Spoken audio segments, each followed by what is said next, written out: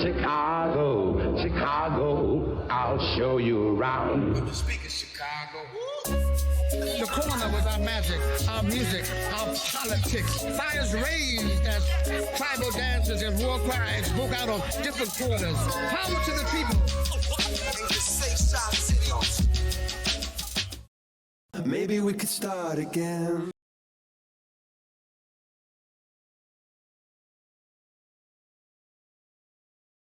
That brings me to another question. Okay. What is your take on the current political, social, and racial climate in the United States today? Well, depending on what aspect of it. I don't think, to be honest, I don't know that much has changed in the work that I do. It's disheartening. But I don't know that much has changed with regard to race relations across race. Interracial relations. I don't know that much has changed. I do know that in my research and my studies, I see that there were always people who were of a different, these socially constructed groups, and there are people who were of a different group who helped that group. That has always happened. It's always been that somewhat. But today, as quick as I could talk about what could be considered an advancement, I could name something that's exactly like something that happened 100 years ago. As quick. So, sometimes when we think things have moved, is you've moved out the neighborhood, or you've moved up to get more money. You get your check is bigger, so you don't encounter it as much. But I'm not sure that the situation overall for the masses with regard to racial things, in fact, I am sure that it hasn't changed. I can't say that I'm not sure that it has changed. I am sure that it has not changed. Well, even if we could take the race aspect out of it and look at the, whether you're talking about race or any variable of other topics, the way that in America you see such kind of like vitriol between different sides of the political spectrum. That to me has really escalated in the past years, since probably around the Obama years and certainly in the Trump years. If you could have any thoughts on that. I think it's been more blatant. I don't know that it wasn't there. I think it's been more blatant. The expressions have been more outwardly that you could actually say it now, or you could actually do it now. In collectives of you could meet and cheer at something that would have been politically incorrect a while ago. But throughout history, at any point where it seems like people of African descent were making progress, there has always been super pushback. Super pushback all the time. So when President Barack Obama, when he was elected, that was just like that was what happens whenever it seemed like we're making a step forward. People who have inherited the fear of the sins of their ancestors think we might get them back. Like, oh, they're gonna pay me back, or I'm gonna lose my spot, or I'm gonna lose my privilege. And then they push back harder. So that happens when Trump was elected. President Trump was elected to that position. He was an outspoken person with it. Just said what he thought about different things. So people following the leader's example expressed themselves in aggressive ways that would have been politically incorrect before his presidency. But I will say it's happening in different ways. So one way is people are working on it. They are working, trying to give honest effort to showing up racial issues and class issues even. Because I'm in meetings with people who are trying to do work, individuals. It's systems, and the people who are in systems comfortably who get in the way. You have a few people in those spaces who are really legitimately trying to do work. They are. You know, if you look at the amount of money that is spent on poor people, it would make you vomit when you see what gets to poor people. It's a lot of money spent on poor people. Wow. It's not, the money don't get to poor people. And then the way that people who sit in privilege believe that what the people need and, you know, want to spend the money, it doesn't match the people. Like, I don't want you to do a gala for me if I can't eat. I would rather you give me the money and help me, let me get some seeds or something to try to feed myself. Give me some land, give me something. I have some agency. I'm not retarded. I got, you know, I'm intelligent. I could do something with it. Give it to me. But because governments can't do that, really, just say, here's money. They're not going to do it. Then you get, and because people are affected by trauma, the average person that you would give the money to, like the PPP loans, you see what that did? It went to some wild stuff in most cases. And now they come to investigate and punish people. Because people, if I'm injured, let me tell you, all that we're talking about is kind of, at the core of it is we're going to have to do the repair work. Work on ourselves. Try to understand what does it mean to be alive and well. Try to understand what that is. And we do the repair work first. So, if we do the repair work, we have a sense of entitlement that says, okay, you gave $20 million to this thing down the street. Where is it? We can speak up and say, I deserve that. We want to, this is how we see it, that it should be used. We're not going to do that, again, huddled in the corner by ourselves because we don't have enough power. And we're not going to do that if we think we're the problem. And see, even the example that you were giving with the, even like the PPP loans and things of that nature, you know, if you don't have the principles, then we fall back into the same thing. And that happens time and time again. It's like the system is going to give you the problem and the solution. Right. And it's like, it's this vicious circle that's really going nowhere. It's like they're still changing monies and changing benefits amongst themselves, and the people who need it the most don't get the benefit of that. And we find ourselves in these arguments regardless of who's in political office, who's in political esteem, and it's like, but nothing's really changing at the core. But like you said, unless you're going to get at the core, at the principles of people, then it's just going to be like, you know, that's not their job. Let me tell you that. I'd say, man, come on. I say this to black people all the time. Exactly, that's not their job. That's not their job. I say this to people all the time. It is not somebody else's job to come save me. Absolutely. This is a fact. This is not. It's your job to live. It's my responsibility. Sure. To live. Absolutely. Right? It's my responsibility. Now, it's your responsibility to get out my way, you know, and to not be an impediment to my access to things or whatever that is, knowledge, skills, resources, to have a fair chance to live. That matters.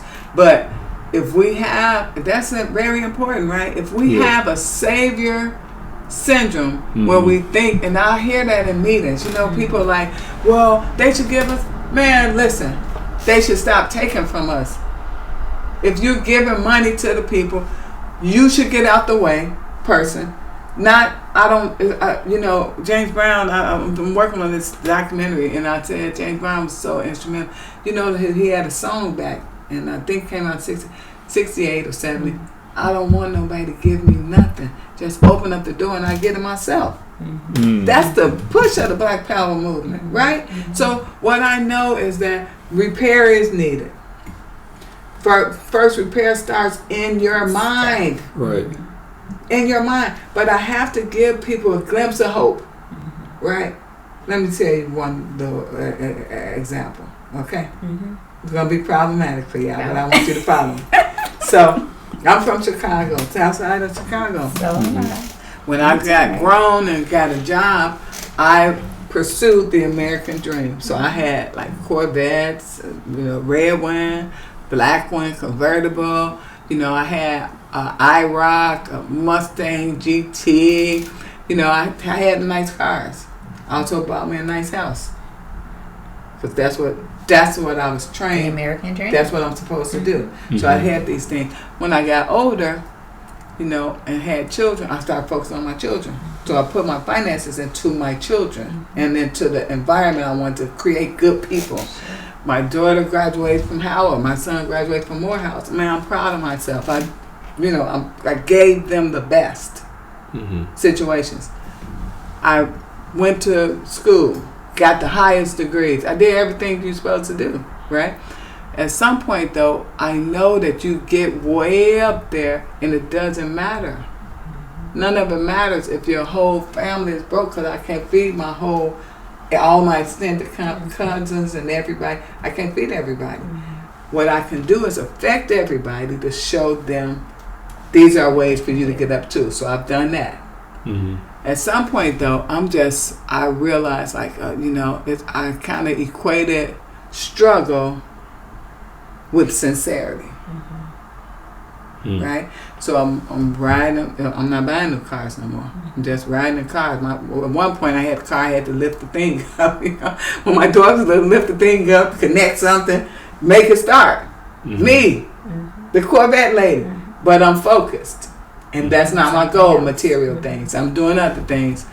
My children are out of college now, and I'm older. I'm retired from professorship. Now I'm working another job. And I said to my son one day, I wonder what is money for. I wonder why people get money. What's the if you got a warm house in a city that gets cold, I understand. You need if you got warm shelter, you got food. What's the money? What's money for? Now here's where it gets bad. Woke up one day and I said, I'm going to go buy myself a Corvette today. I already got a car, a truck that you need. That's dutiful. That's utilitarian, Chicago. So I got my truck. So I'm going to go buy myself a car. I've been looking at land in somewhere else, another city. Looking at that, planning that, and everybody can come live there. This going to be their retirement home. Instead of going to a retirement home, they're all going to come to this estate I buy. And then everybody can come there, be together. It's big enough for I got all these plans. Then I wake up one day, because stuff keep getting in the way of my plans. So I wake up one day and I'm feeling like I need to appease myself, because I go to battle every day. Right? I also recognize I'm from the hood. There's only a certain segment of the population that respects you if you don't look like you should be respected. I'm trying to lead the masses. I can't lead the masses by leading 5 people or 10 people. What I do know is they respect my vet, because that's where I come from. They respect. So I wake up one day, I'm going to go reward myself, and I'm going to go get me a Corvette. I go looking for one. They don't keep them in shops anymore. I didn't know that. They said, well, I can't find none. I find one that's $99,000. I'm like, I'm not going to do that. But the guy shows me a Camaro, convertible Camaro there. It's half the price of the vet, basically. A little more than half the price of the vet. I can afford it. I buy it. To my not to my family know that I've had fast cars and stuff, so it didn't affect them. But to other people who know me, I understand what a political statement that is. It's like that kind of moves you outside of a certain circle, because we all broke here, and that's what we do, brokenness. It's like brokenness is a goal. These young people are talking to me, asking me, watching me. They also watch. It's no different than how the people end up drug dealers. It's no different than how the women all end up booty shaking. They want other things. They're in the midst of it. I want you to see you could get it this way. right? My daughter's doing well. My son is doing well. Again, I want my nephews and my cousins, I want them to understand. You could, first of all, what does doing well mean? I've been doing that work to reshape that. But I know nothing speaks like that car. It's a fact. Listen, it's bad, but it's a fact. It's a tool. And I get the tool. I go pick up. I let them drive it. You know, you can. I want you to know that I'm not. My existence is not antithetical to yours. My desires. I want you to know you can eat and you can have things too. If you work, it's not like I'm gonna disassociate you if you have things, right? Sure. So, I was thinking of that later because I got to drive it home for a day and decided if I was gonna keep it.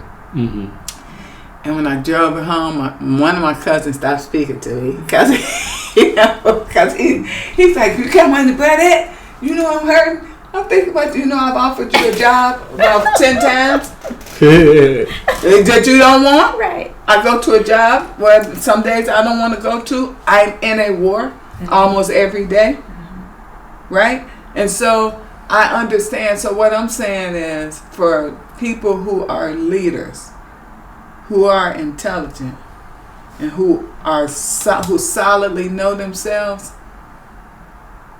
at some point we can't do the same thing the exact same way and lose again and again. We have, in order for us to be a success, we have to bring more people into the folds. That's a fact. That is a fact. Otherwise we'll be, and I've seen great little factions that do great work. And you wonder, like, why people don't, what's up? Because you have to respect the climate and the culture you're in. It's a fact. Like you said, if I go to Africa and the tradition is this there, whether I agree with it or not, I have to respect that that's where I am. And this is what these people value, and this is what they do in different places and different. I've been Liberia, Ghana, South Africa, Morocco, Egypt, Haiti, Cuba. And what I know, and I've been all those places to see how black people live, what I know is that there are some variances in all the places. What I do in all of those places is immerse myself in those people's culture in that place. We're in Chicago. We are in Chicago, where young people are constantly receiving images that they are not enough, that they are disregarded. So when you talk about the race, the relation, so we got the immigrant situation here, we got the lawmakers coming up just with money to fix them places and stuff. What does that do to the black person standing next to that who gets nothing and been here forever right there waiting? That does something to a person. We have to contend with those realities, and we have to be cognizant of this is an intellectual war. How do you win? How do you shape your children? How do you be effective with your children? You could say, don't do this, don't do that, don't do that. You could do that. Sure. You also can engage in things with them that you know they're hearing otherwise, so that you could be in it to help them see what it is. So that when you're not there, they understand. Be solid. Right? And so I'm just saying it's different tools, different things. It's multi-layered. It is a serious thing when you accept or find yourself in the role of a leader. Right? Because the goal is to bring the best out of people. Right? And make them see the best in themselves. Let me go ahead. Stop you. Excuse me. Yeah. So, with that being said, and I hear you saying multiple times the word repair. And when we hear the word reparations, a lot of times I don't know if people are really hearing the word repair in it. But it's almost like saying, what are you guys gonna do to repair us? Right. As if we don't have the means to repair ourselves. And that's the part that can be kind of sad. But my question is, on the topic of repair, what does DuSable Museum now have going on that's helping to bring that repair that we can do on ourselves, inside ourselves first, so that we can know what to do with the resources that we get, that we need for our survival? Yeah, so at DuSable in the legacy of Dr. Burroughs, DuSable is, we are intentional about opening the space and passing the mic. That's first. That's most important to me, because if only the same people who are kind of promoted by the same institution, like if only University of Chicago recommended them or so and so recommended them, then we stay the same. We're not. But if we're speaking for, about, and for, if that's our charge to represent Black people, then we have to have varied Black voices. And so what we're doing is, what I've been in education intentional about doing, is bringing in people who I respect, who I think represent the expanse of Blackness, right? And through our majority of all of my events are free, right? That's not reparations, but it is in the efforts towards repair. So I consider I get funding from DEI programs for other people who want to do things. I get funding. I've never asked anybody for anything in my life, but I've learned to do that at DuSable. I go out, seek funding. I get funding to pay for free events for everybody. Right? I work with other partners who are coming in, like the Earth Center, who could come in and are willing to do free events, because what I know, I can't make somebody buy what they don't value. It's ridiculous. Like if I say, well, they charge, people say this all the time, well, they charge $50 at the such and such, right? Because those people value that. I'm trying to repair, help you see yourself. I gotta help you see yourself. I'm trying to expand your willingness. I'm trying to build a willingness to expand your knowledge base. You do that in bite size. Otherwise, you shun people.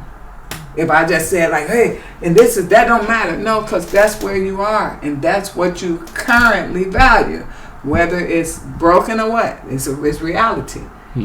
I meet you where you are on a common ground, and then DuSable, we're welcoming then varied voices so that all of the different focus groups who are generally, as we talked about at the beginning of the conversation, marginalized, pushed out, left out, everybody know this is your place. We represent the Black voice. This is your place. Come on in. Bring what you have. Bring your knowledge, your skills, whatever you have to this place, and this is going to be our home. And once all, the beautiful thing is, so if we're respecting all different kind of people come. So when we get a program about time, right, from an African center or a Kemetic center understanding, and you put it in the space, well, generally it might be somebody would come listen to it. They wouldn't care. But because they've had a program there too, about whatever their issue is too, they had a chance at the mic, or their father, their friend, they had something they can align with, has been there as well, then they might say, oh, what's that? Because it's a safe space. Oh, what they're talking about with that? Then they come in and hear it. Then they see something, oh, that makes sense. I get it. You know what I'm saying? And that might make them want to do more study, pay attention, watch for more of your programming. That's how everybody, gets introduced to these grounding platforms, and ideological groundings that are different than what they've been exposed to their whole life. Yeah, we'd like to say again, big thanks to you and to the DuSable Museum for also giving us a platform. Well, thank you all for coming over. We appreciate it. It's so interesting. Yeah. You make me come on Saturdays. I don't even want to. But I'm like, I can't miss this because it's so powerful. Plus, also, you're always looking for somebody who understands things like you understand them. and then can teach you something. You get it? But everybody starts somewhere. Yes. So that's what I appreciate, that everybody starts somewhere. So I might be in there, you might be talking, I'm like, yeah, that's like such and such, or whatever, something I've studied before. But then there's some new things, maybe a way I haven't thought of it, But because it's layered in different ways, somebody who have never studied African systems or African understanding still can follow the common sense explanation of it. So that's what I appreciate about you all coming over and coming to share with us. And we carefully pick the topics that we know can meet people on the common ground level. Right, and we got to talk about what we can do moving forward. But before we get to that, we did also observe that you guys, on Juneteenth, you brought out Kumodi, right? And you had the panel discussion on the 50 years anniversary of hip hop, and then a little while after that brought KRS out. And so we just wanted to ask you a little bit about your reflections on hip hop, the importance of hip hop in this 50th year anniversary.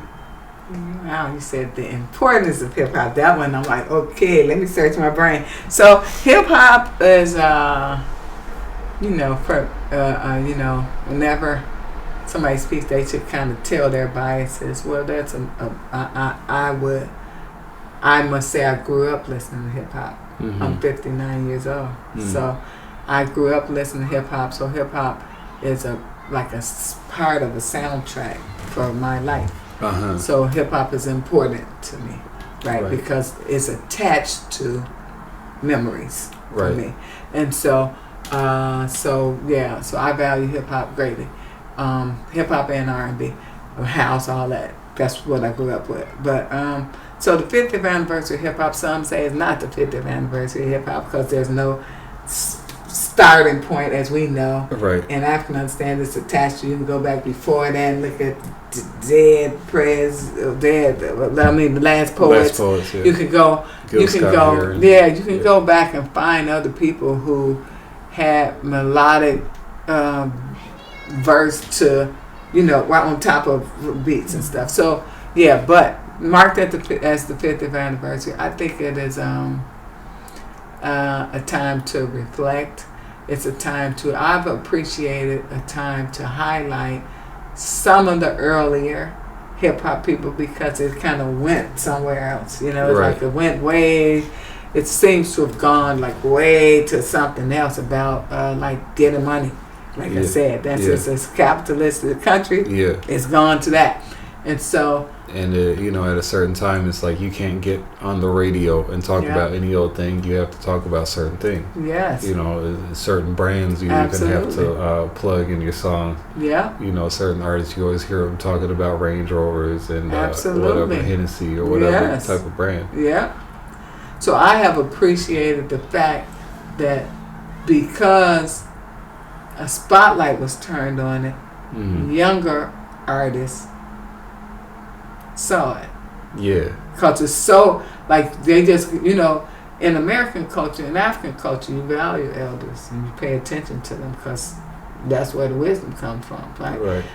In American culture, it's the opposite. It's like young is the thing you want to be. And then, even now, even in everything, I'm talking about in everything, they say, like, oh, we should be led by the young people who just got here. Like, who don't, but that's what it is. And so, an element of hip-hop culture, which is self-determination, kind of, to me, got morphed into this gratuitous, like, desire for material.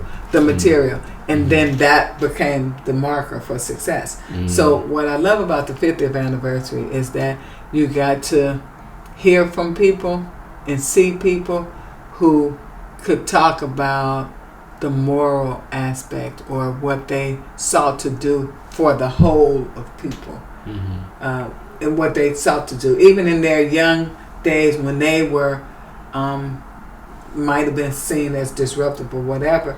They could still talk about that the aim wasn't the car, or the aim wasn't how many likes on their social media and stuff like that, because that didn't exist. So in that way, I have greatly appreciated a revisit to purpose. Like, what was the purpose of this? Right. And every once in a while, I think everything needs a revisit, so that because generations are just born into the movement, and they don't know what's the. You need to go what back. it was like at the beginning. Yeah. Yeah. Well, I got one more question, because we talked about the history and the legacy of the museum. Yeah. You know, starting with Dr. Burroughs, and you know, she passed on some years ago, and that at some point, you know, I think a few years after she passed, it was announced a partnership with the Smithsonian. Or an affiliation. I'm not really sure how that works. So I just was wondering if you can elaborate a little bit on, you know, how that goes and how that impacts the museum, you know, for better or worse. Well, first and foremost, I need to say that Lonnie Bunch, who was in charge of, like, kind of spearheading that effort for that museum, says boldly that museum would not exist if it wasn't for Dr. Burroughs. The big one in D.C.? D.C. If it wasn't for Dr. Burroughs. He says that was his inspiration. That's where he saw it. You know? Please, could you say for our viewers, DuSable Museum historically, where does that rank in terms of, is it the first? I know, we know it's the first in Chicago. It's the first independent African American museum in the country. Okay. Yeah, independent matters much. You got to say independent, because there might be like a school that had a museum too attached to it, but this was an independent African American museum. Like it stood by itself. Stood by itself. That's why it's so important when you talk about, like I said, it's grassroots up. Yes. That's important, and that's what. In this legacy, that's what we want our intention to be, that we bring the people's voices up, because that's why it was created in that way. Yes. Right? So it's the oldest independent African American museum in the country. It was, according to Lonnie Bunch, it influenced his desire to do the museum in D.C. The affiliate. So in my mind, at first, the affiliation thing, I'm like, they affiliated with us because she was here first and did it first, you know. But they are bigger, more funded. I mean, the Smithsonian Museum is bigger than the African American History Museum in D.C. There's I think, based in New York, right? The Smithsonian Institute or whatever. Smithsonian is in D.C. Okay, D.C. My bad. But so the African American Museum is one of those. And the beauty of being, the positive of being an affiliate, though, is that like sometimes there might be a unified effort to attend to a topic or something. We might work on a project. We don't get funding from them. It doesn't show up in that way, funding or anything. But it's collaborative efforts. So they have affiliates kind of around the country, and those affiliates have access to their material, which matters. That's good. I like that. Again, when we talk about communalism, I think that's a good concept of this whole affiliation concept, because it means we're somehow tied to each other and we're able to do collective work or work on projects or share each other's resources or something, those kind of things.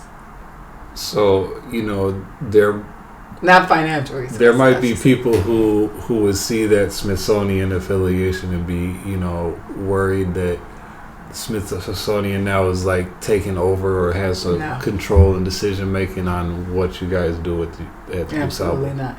Okay. No.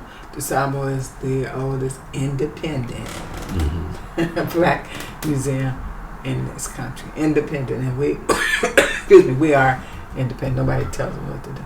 Okay. We are independent. I will say, we have different influences that lead the museum. You know, we do have a board. We have a president. I'm a vice president. I'm one of the vice presidents there too. We have a president, and then we have a board. So that's the governance for DuSable. Right. And those things play into the decisions that are made at DuSable. Okay. But it has nothing to do with Smithsonian. No, Smithsonian, there's nothing to do, like people think we're part of University of Chicago. Not so. Not so. We have, we work with University of Chicago, you know, and somebody's on our board that also works at University of Chicago. But those are individuals that are attached to different things that are also attached to DuSable. Right. Okay. Well, thanks for that clarification. What else does the museum have coming up that, you know, aside from, you know, looking forward to the next partnership with the Earth Center and what we're doing over there? Yeah. What else can people look forward to that's interesting and new, or not necessarily new, but that they might not know that they can go and check out at the museum there? Well, I'm very excited about us respecting and honoring the past, and then grappling with the present and working to shape the future. So we're in all those spaces. So I'm real excited about our partnership with you all, with the Earth Center, that you all come in, because you know, my resource for comedic understanding is Mario Beatty, Dr. Beatty, who's at Howard, who's a friend of mine. So and then the Center for Inner City Studies, sometimes, you know, those type of things. So to be able to tap into this resource, you all are very knowledgeable, and for us to have that information available, and then for us to tap into things that people love across communities. We've had, like this year in February, we honored steppers, we honored black photographers. We have whatever is important to black people, we are going to touch on it. That's the goal. Tap into it, touch on it, shine a light for a minute, and like I said, pass the mic so we can hear from those people. We had black people in martial arts. We honored. We had. I mean, we have attempted to pass the mic all around, and then we've incorporated. We know that people are celebrating Juneteenth. We don't want it to be an empty celebration. We want it to be a part of it, purpose. So that's why we got into that. Where here's General Order Number 3, so you can read what people heard on that day. Right. So you can know the history, and then you can see the contradictions in the reading. You're free, but you advise to stay where you are. You're not going to get no help. Right. Right? Because again, the more things change, the more they stay the same. So then we're going to celebrate freedom despite that, because we are, you know, freedom isn't just what someone else say. Not just what somebody else say or what they do. And I often say that if we even talk about our enslaved ancestors, if they thought that they were slaves, we wouldn't be free today. That's a fact. Some of them might have embraced that they were slaves, but somebody had to not believe it. Somebody had to not believe it, because that's why you get revolts. If I think it's who I am meant to be, I don't revolt, because I'm just this what I am. But I know this doesn't fit me. So somebody, and that's for us to take into our work that we do. Somebody somewhere, now it don't have to be the masses. All we need is somebody to understand I deserve different than this. My inalienable rights. You know, understand those things. And then those people still keep fighting. We might not see it in our generation, but somewhere in the future, they're going to look back to this day that we solved this other thing. I mean, it took hundreds of years for people to lock us down in these ways, right? So it's going to take a little while to get out of it, right? You know, and it's work that's done. It's not, we could see how, like I said, the work, as we dig it out, we see how this work has affected our position today, and then how some of us who could see and know that this not it, you know, can fight, and later our children's children will be freer, be able to exercise freedom in different ways. Well, I'm tempted to say we've gone, longer than expected already, but I really, for some reason, I'm drawn to ask you this last question. What do you see freedom as freedom? What does freedom mean to you? Yeah. So that's such a difficult question not for myself, but for me to make other people understand how I feel, how I see freedom. It's easier for me to say what freedom is not, and people understand that easier. But for freedom, because it's loaded, and I could say something simple, then people misunderstand it. So for me, freedom is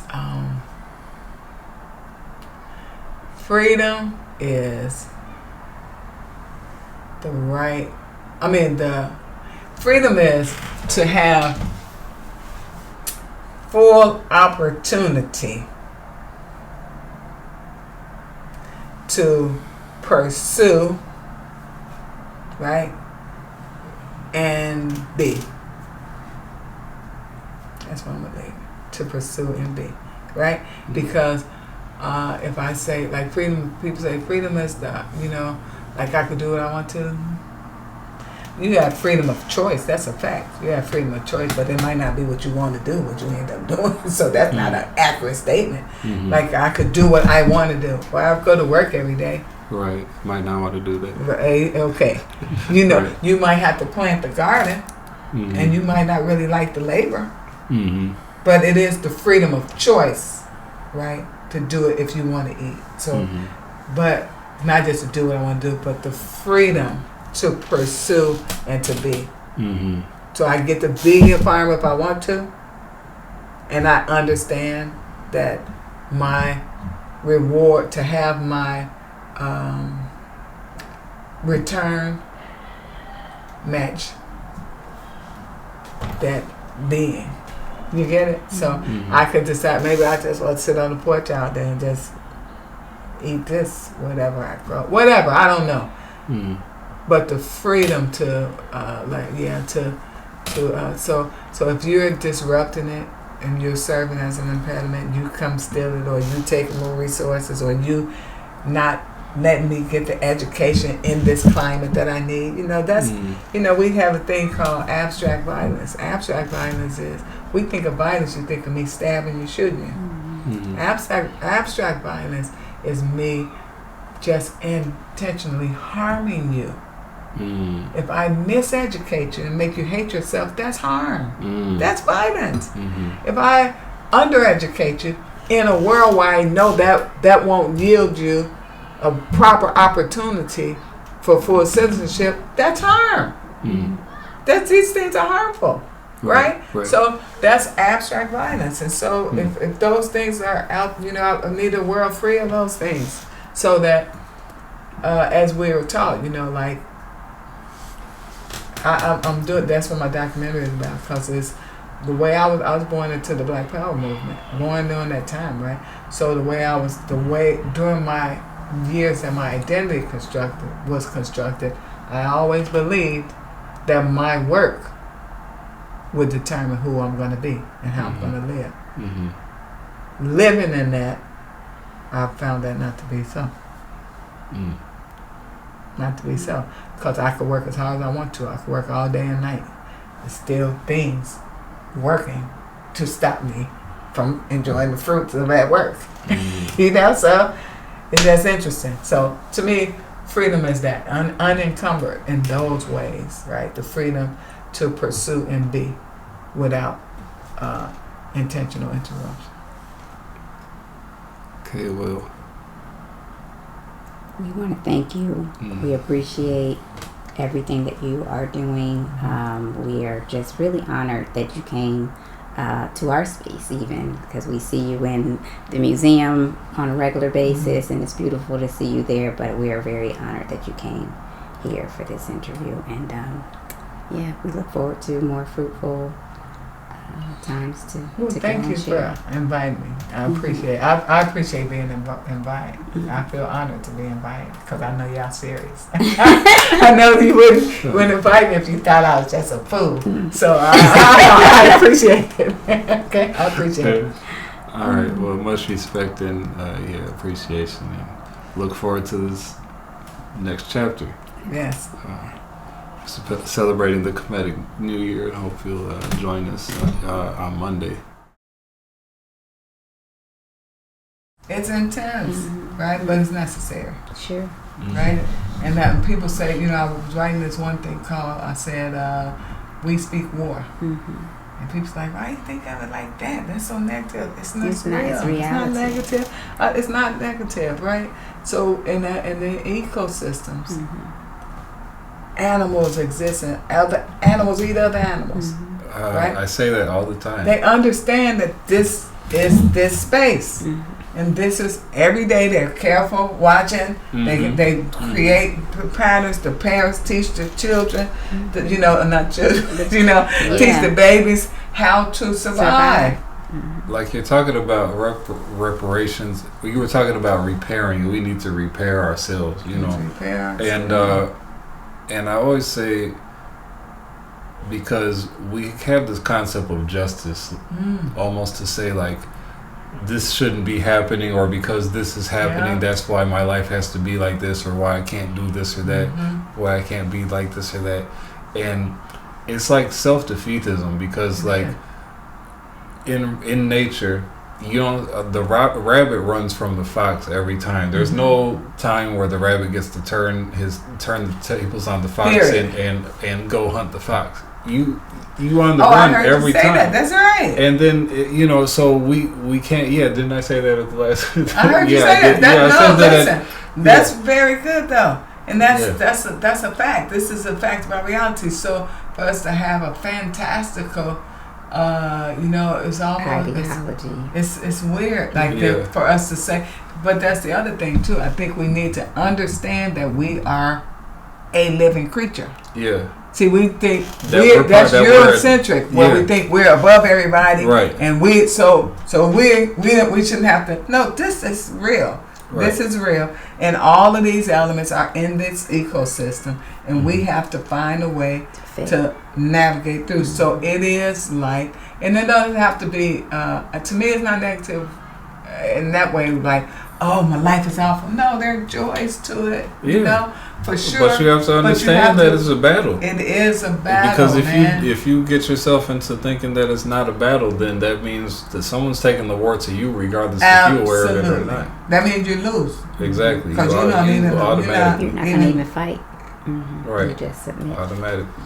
And that's the part I think. That's what we have to work on. And the biggest losing is when you end up joining the other team unknowingly.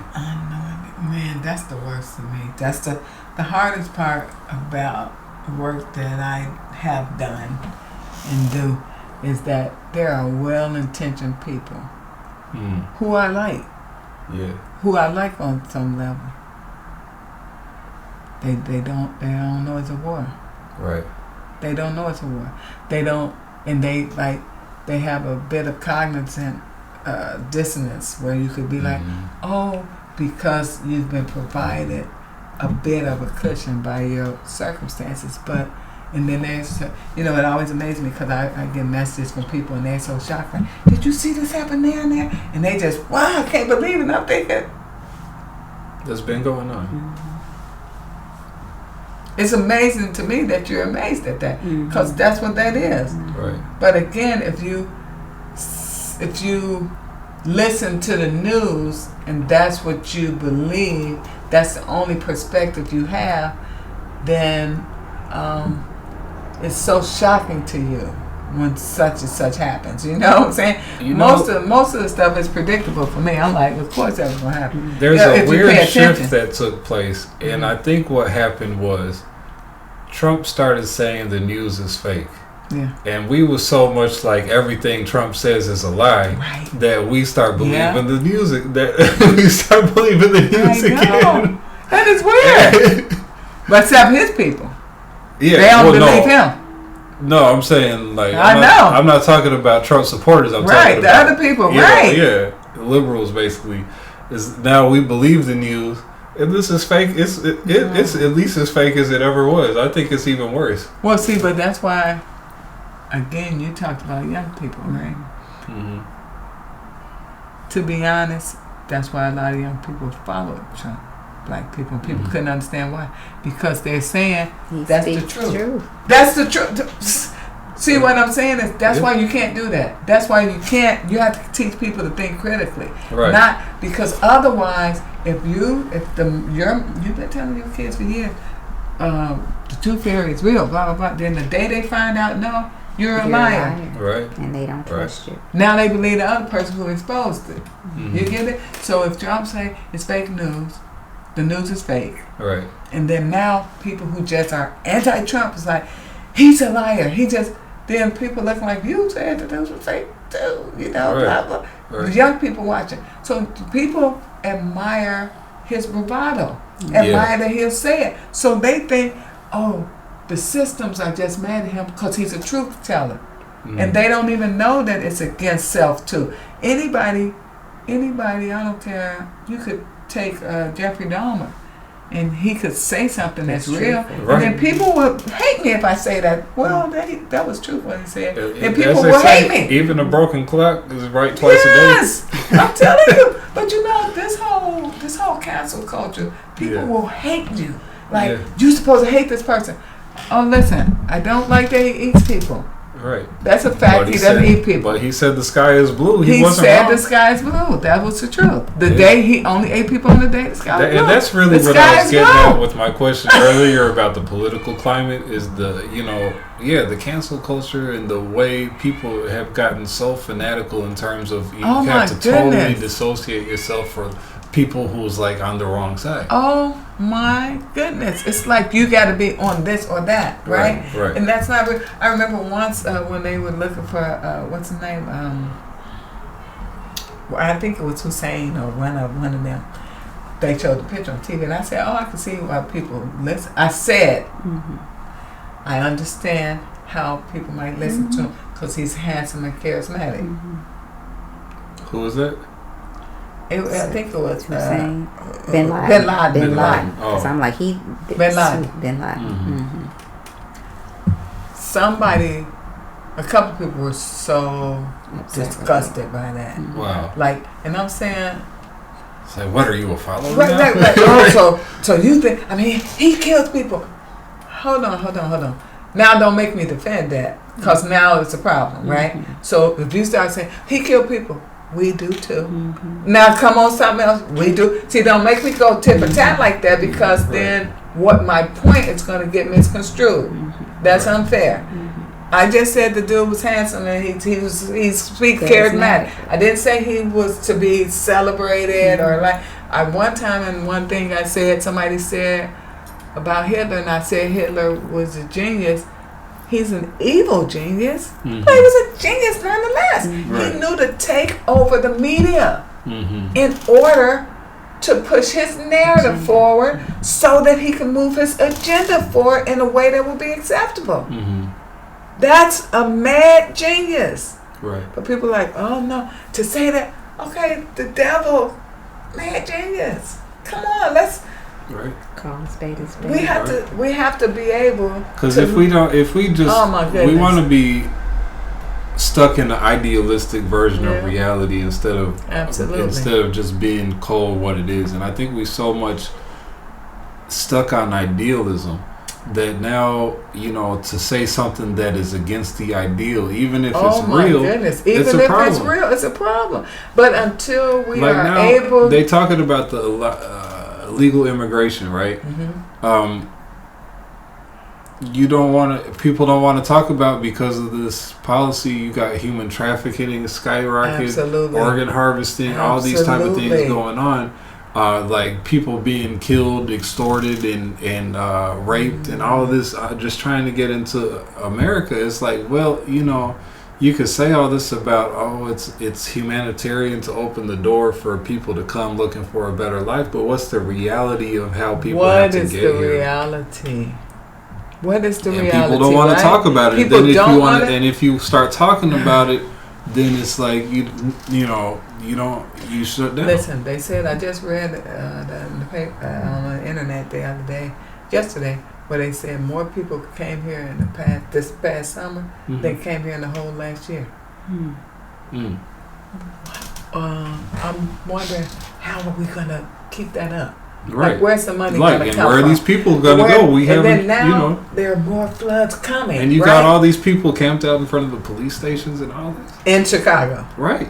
So and now at some point if you don't deal with reality, you don't say let's aid that government in fixing that, because all of the people can't come here. Right. Let's aid that government in fixing that. Let's go to the United Nations. Let's try to make this government have to change those circumstances for those people, Or because maybe stop we can't doing the things that's destabilizing other stop countries. doing the things that destabilize. Stop backing dictators and people my who's only goodness. just exploiting their own people. And then when people want to come over here, like, oh, we're welcoming you to our great nation. Like, Some come people, on, our whole some people, yeah. as I just said, I just had this conversation yesterday. I said they sent them people from Haiti. They sent them back, didn't they? When people come from the continent of Africa, you send them back. So I'm curious about how we determine who needs saving and who doesn't. Yeah, I mean, we know people right now who's having visa issues and having trouble just being able to make a living here legally. Yes. Who's here not on, you know, and then you got people who's undocumented and they're getting stipends. Yes, who snuck in. My cousin was in the Marine, so he always talked about that's who kind of made me see it because you want to be like, oh, it's human beings, we got to care about. My cousin's like, listen, you can't tell me I served all these years, and all of us, we put our lives on the line in the name of law and order to say, well, people get to choose which ones they break, and then we say, oh, he's like, I don't care what you say, that's you giving my money to people who are breaking the law. Yeah. And I found that interesting because you don't want to hear that. You're like, what do people need? Well, we have to develop consistent systems when we attend to the humanity of people, so it's interesting. But this is another, to me, a perfect example of the system creating a problem and then trying to give you a solution, but it's really not fixing anything. Right. It's making matters worse because it's like you have all these floods of people coming in with no resources, no anything, and it's like, okay, well, now we're going to give them money. We're going to now give them stipends. We're going to do all of these things. Yeah. But the country is already in a deficit. Absolutely. We have a 400 trillion. My brain can't even calculate what that even looks like or is. But we're in a $400 trillion deficit, and now you're going to now extend yourself. So it's like you're setting the system up to fail and to collapse. Everyone is the countries, the cities, the states. Everybody is functioning in these deficit positions, but trying to pretend like everything is okay. You put this front on, like everybody's living off of credit, and one of these is going to implode. And that's that manipulation. We talked about it last month about the manipulation of money and how they tricked us into following this dollar bill. The dollar has no intrinsic value. You can't eat it. You can't burn it. You can't, do anything with it. It's just what we've all agreed to is money. Well, listen, I say all the time, when you look at people fighting right now for student debt relief in a country, I should give you what you need, the basics, to be a law, a good citizen. Yeah, that should be free, right? But I'm charging you for it, and then I overcharge you for it. And then I don't want to give you no relief.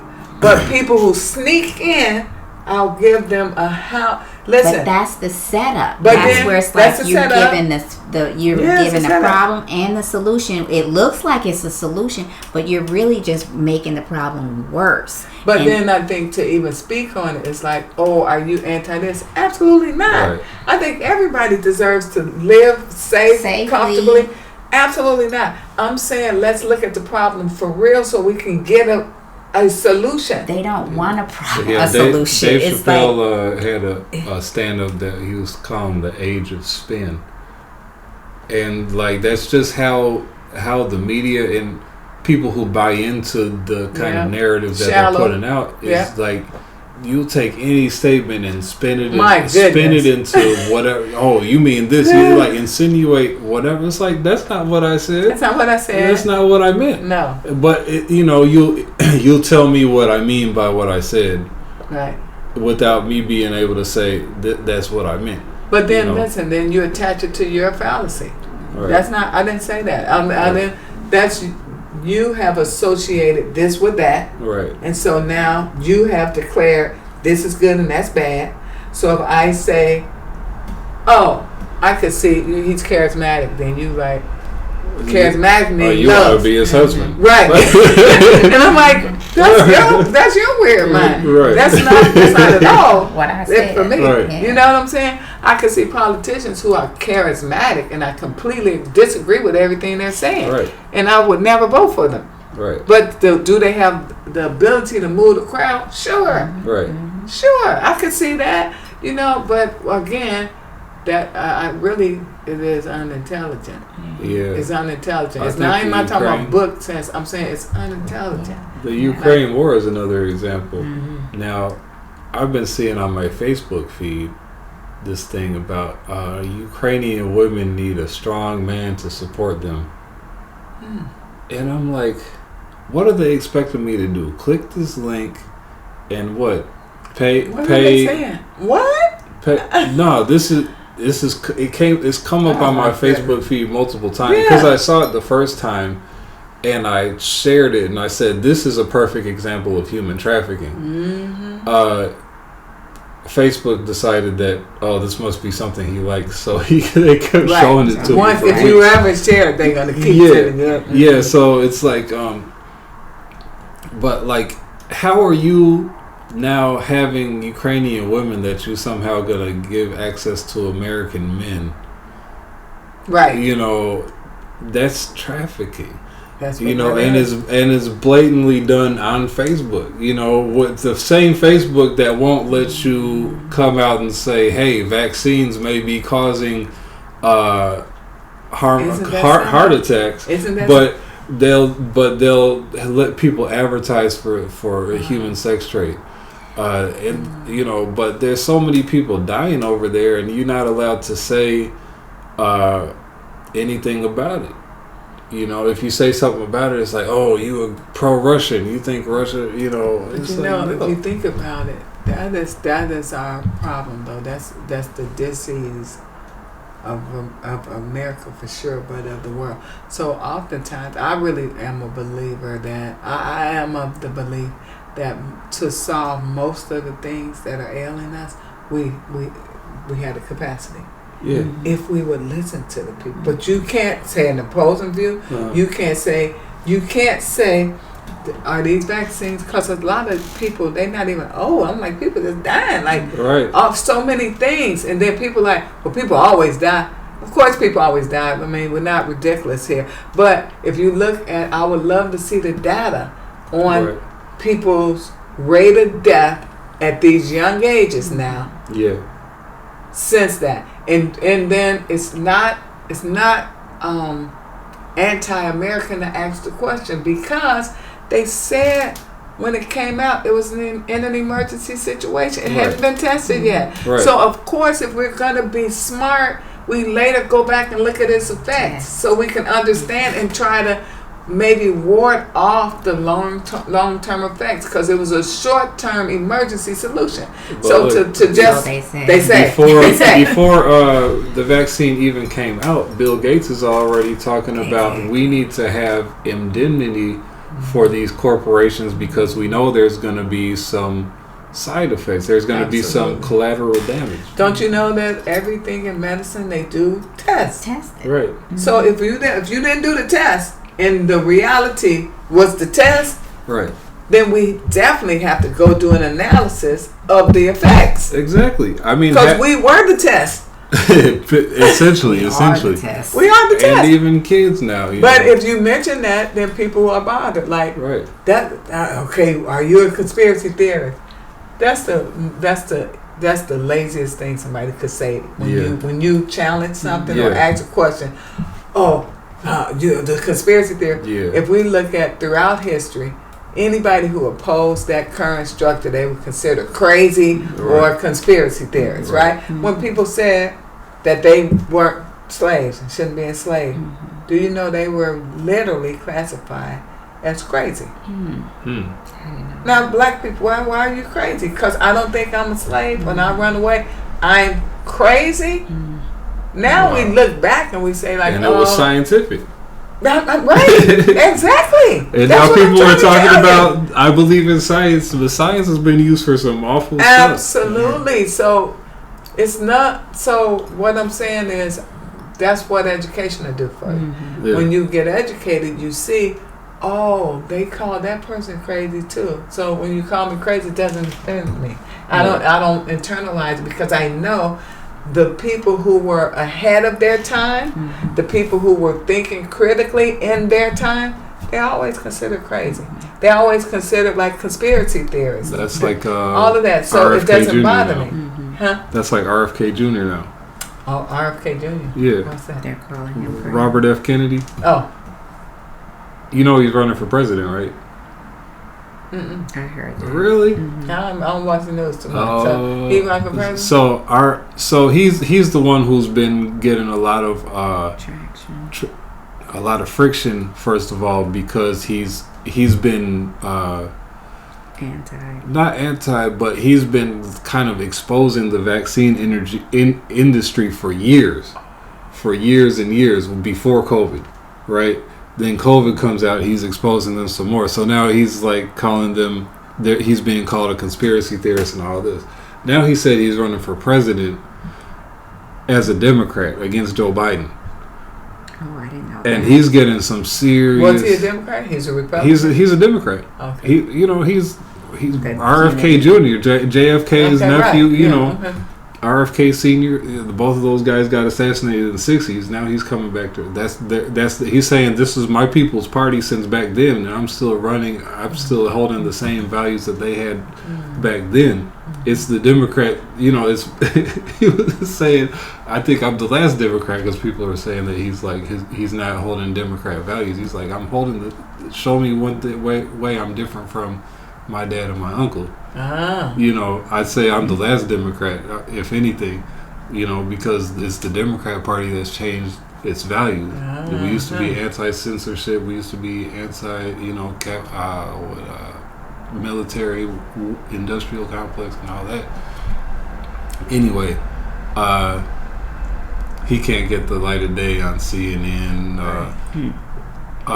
With that name, New York Times. With that name, yeah, with that name. But he's getting on a lot of kind of like lesser known stuff. He was on the Breakfast Club. I was watching that. Was he? Yeah, it was on the Breakfast Club. That's so interesting to me. But then now we're talking back at where we started with gatekeepers, right? Yeah. With if you disagree with me, then I don't have you on up. Now they'll put radical disagreement because that get numbers up. Right. But if you like sensibly poke at and peel back layers, oh no, you're not gonna get no serious. No. Yeah, so it's interesting, but the will continue. The fight continues. Yeah. It's what we do. It's what we do. For sure. We owe it to the next generation. So yeah, absolutely. And if we think our struggle is something, I can't even imagine like 50 years ago, 100 years ago, what our ancestors endured to get us to this point. 200 years ago. We have to surely just continue to fight. Like you said, just, you know, you're going to war the things that every day. we able to talk about right now and then broadcast, like we, you know, it was a time not too long ago where you say the wrong thing, you immediately a criminal. you know, I listen. I got a thought about that though. I was gonna say I'm not too. So we can speak more now, but I was part of this global conference where there wasn't too many black people there, and the people were saying that it's an intellectual fight now. You can't just fight by might, and so to be honest, if we look at some of the structures that are in place, they might even do more damage than censoring in the past, right? Because you're doing it to yourself. So if I make you believe something, and then you become the actor in that, and then you go infect that with your children, your husband, all your collectives, it can be more damaging. So sometimes I think about, I'm not going to, weigh which is the worst, but I do know that if you are objectifying me or some way doing bad to me, I understand that you are the enemy who's doing it to me. It's a horrible situation when I confuse myself. And I don't even have a clear understanding of anything. I don't have a hope for freedom from you. I don't have a wish I could kill you or get from up underneath you. I have completely internalized that. That's where we are. That's like drinking poison. Intellectual poison. And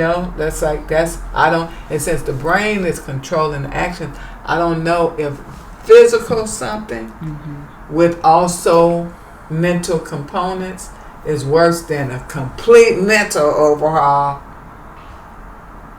that renders you totally subservient. Yeah, that's what Master Naba used to tell us. It's not a fight of the flesh. It's a war of ideas. And at least now we in a place where we can talk about ideas like polytheism and not be burned at the stake. Probably I always wonder, because it's not like the system has changed its intentions to be where fair and inclusive. To be but it's like but they'll tell you they're being diverse and equitable and inclusive, but that's after they got everybody on their side and serving their agenda. And so now it's like you're gonna get canceled. Right. Facebook gonna close your account. The people gonna chew you up. Right. So probably little people like us now, we like it's so small. Maybe they just don't think we're a threat anymore, so they don't have to pay any attention to us. That's a fact. That's true. But that's all we need is a little bit. All we need to keep the flame going. Right. And we can pass it. Absolutely. With a flame, there's no limit to how many torches you can light with a torch. Absolutely. Maybe your torch burned out, but you lit 100 other torches. They're gonna keep spreading the. Well, we know we're gonna all eventually leave here. Exactly. But an idea doesn't have to burn out. Exactly. That could go on and on and on and on. So that's what we want to do. We want to repair and get control of our minds, right? And be realistic about that, and then the rest will follow. Free your mind, and the rest will follow. That was a song about. I don't remember who sang it. In Vogue or somebody. Dead Press. No. I think In Vogue. Free your mind, and the rest will follow. Okay. In Vogue. Okay. All right. Well, thanks for having me. Thanks. All right. Thanks for coming I'm gonna get out of here. All right. Well, we went in on. We had a lot of questions to ask, and we just let it fly. So that's what you get. Yeah, Dr. Dulaney, she is really a very special, honored guest. She's very dynamic in her presence at all times, and I really love and appreciate the way that she's just her authentic self. Man. And no matter what format, arena that you find her in, she's just very authentic about who she is. Yeah, when we first started working with DuSable at this level, we had another person who was there at DuSable, who was kind of like the middle person between us and Kim. And when we finally got we call her Kim. I don't know if that's professional or not, but that's how she likes to be called sometimes, because she's just a real person. That's the thing that I noticed right away. I was like, oh, this is a down to earth, just real person, and a real sister, as we say. Not pretentious, not whatever word you could put there. She's just authentic, and I appreciate her. So, thanks again, Dr. Dill. Yes. And for all of you, please make your way to the DuSable Museum. There's so many ways that you can engage yourself, your family, your community. There's just a lot to learn and embrace. It's not just about the exhibits. I mean, the exhibits are good too. A lot of history that you can get from going out there. When we do our presentation tomorrow, I'm gonna make a point of taking the boys around and just showing them some things, and even allowing them to explore, because children learn in that way too. Just allowing them to go and explore and navigate those displays, those exhibits, and see what they come back and share with you. And then not only the exhibits though, but they also have events, performances. They had a pretty extensive lineup of musical performances, and I think mostly it's free. They, like I said, they brought out KRS. Man, KRS killed it, man. My gosh. He had it so loud in there too. At the DuSable? In their auditorium. Okay. It was a pretty low key thing, but she had told us about it after our first lecture. She was like, "Hey, we're inviting you out tomorrow. We're bringing KRS." We're like, "Word?" So we went out and saw KRS, and what else? They had a lot of other acts.